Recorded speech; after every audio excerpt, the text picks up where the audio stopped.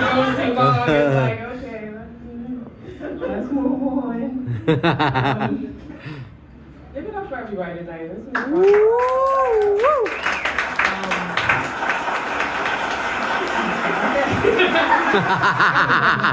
Okay.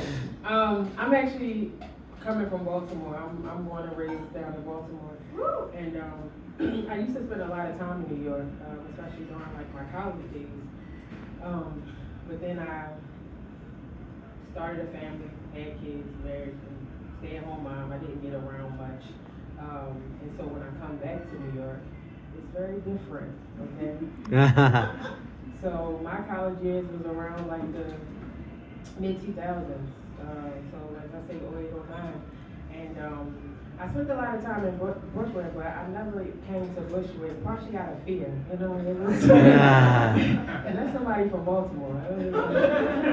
Don't get off that part of the train. I remember when one of my friends, they kind of moved over because, you know, they were starting to get priced out of like Prospect Park and other places. You know, they were just like, well, we're moving to Bushwick before the gentrification. So I was just like, oh, so you are setting it forward, you know? You're making sure that it happens next.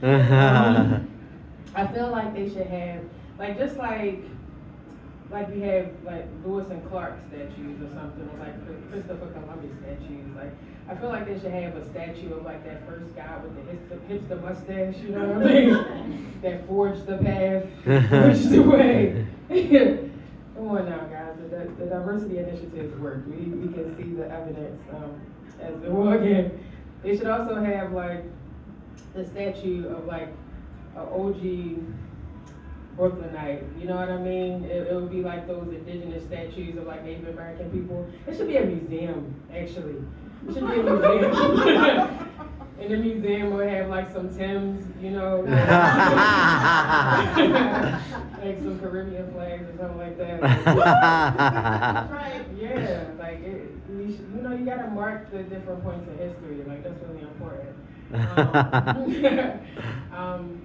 When I was in college, they just gotta live like around Eastern Parkway, and so. You know, there's a major parade. There's a major parade at Eastern Parkway, like Labor Day. You know, it's the Caribbean parade. In New York, almost all of the black people are either like African or Caribbean. Why you would leave a nice sunny place with beaches for the concrete jungle, I have no idea. But it's everybody, and a lot of people assume that I am partially because you know I have no idea why, but people assume that I am. And it's always an awkward conversation, you know, because people come up to me and they're like, where you from? And I'm just like, Baltimore. And they was like, no, where you really from? And I'm just like, and now I have to go through like a whole, you know, I'm just like, you don't know. You know somebody, you know, we got shipped in from the South from somewhere, or alien, you know.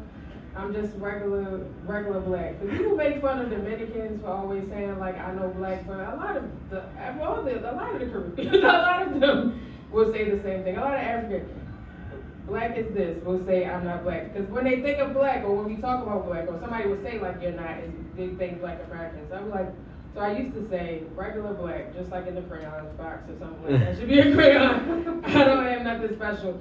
So I would be. Me and my friends, we would go to the parade and we would decide whether or not we wanted to like fake it, you know, like come up with a fake accent, get like a flag from somewhere, you know. But they were like, we would get found out. Like, we don't want anybody to come and talk to us, and then, you know, they keep asking questions of what original village you were from or something. And we're like, oh, so then you're like, okay, well, this is all about nationality, you know what I mean? So we should just be proud of our nationality, which I guess is the U.S. But then that would mean carrying around a USA flag. It didn't feel right, you know what I'm saying? USA flags hold the same way the Confederate flags. It's the same. And now that they took away the Confederate flags, Trump 2024 flags, it's the same energy. It would have felt weird, like, going there doing that. Anyway, I'm happy that it was a beautiful day today and this weekend. Y'all enjoying the weather? Ow! The weather has been so weird. It's almost like being in an abusive relationship. You know what I mean? Like, Yes, I mean, it's no. like, oh, it's nice now, but when is it going to start hitting me again? Like, I have all my clothes out. Like, you know, I have a bin where I take my winter clothes out, put my spring clothes in, spring clothes, winter clothes. Right now, there's both spring and winter clothes in my bin. There's spring and winter clothes and summer clothes in my, like, hung up. I just don't know what to do with myself. But I feel like it's very today. You know what I'm saying? Like, it's very today. Like, I always say the weather is very 2025. It's very you know? It's like today's weather, climate change weather, like everything is on a spectrum, you know what I mean?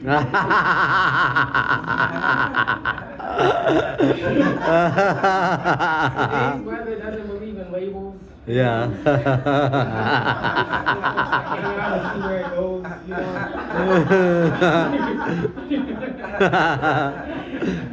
Today's weather is like, it's winter but identified as spring. You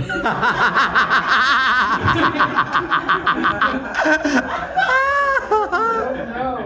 You just don't know. And my body has changed a lot over the years. I'm like perimenopausal, you know, so I looked the exact same from 13 to 33. Like I was like 120 pounds. And then out of nowhere, I just gained a lot of weight. And I told you I have children. I have 3 children. And my children were a part of this weight gain journey. And it confused them a lot, particularly my youngest child, right? For about the past 3 years, she's asked me when the baby was coming. Okay? Oh no.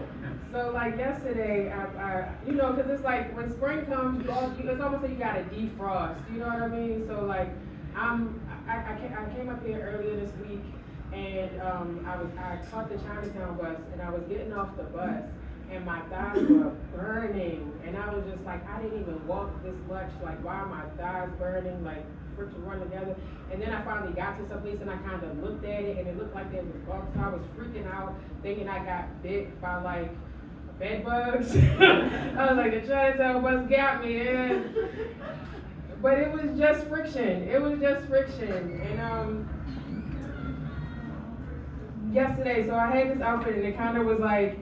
So yeah, so you taking out your spring clothes and they no longer fit because you still have like your winterness on. And so I had something that was kind of hugging it, and when I got home, my daughter like took my stomach and was kissing it. I was like, there's no space for President, please stop.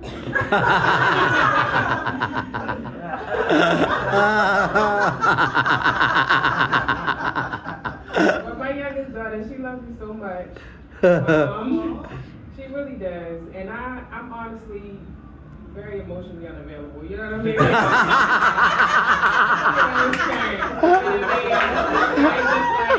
trying to hug you, and I'm like, please.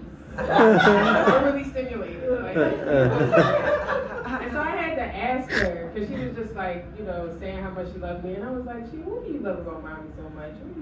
What do you love about her so much? And she was like, because you look like a rabbit. She was like, I'm sorry, a bunny rabbit. And then I realized she just thinks I'm adorable. She thinks I'm adorable. I live in an interesting neighborhood in Baltimore. It's like single family homes, and you know, it's kind of like a black middle class neighborhood or whatever. But at the same time, like through like the major commercial corridor is the underground economy. You know what I mean? Like it's really strange. So it's all drugs and prostitution. It's very it makes no sense. And then it's weird because the peak hours are like 12 to 3. And that's PM, it's not even AM. They're just selling themselves middle of the day, you know? And I'm not a judge. I don't judge it. It's like get it how you live, you know what I mean?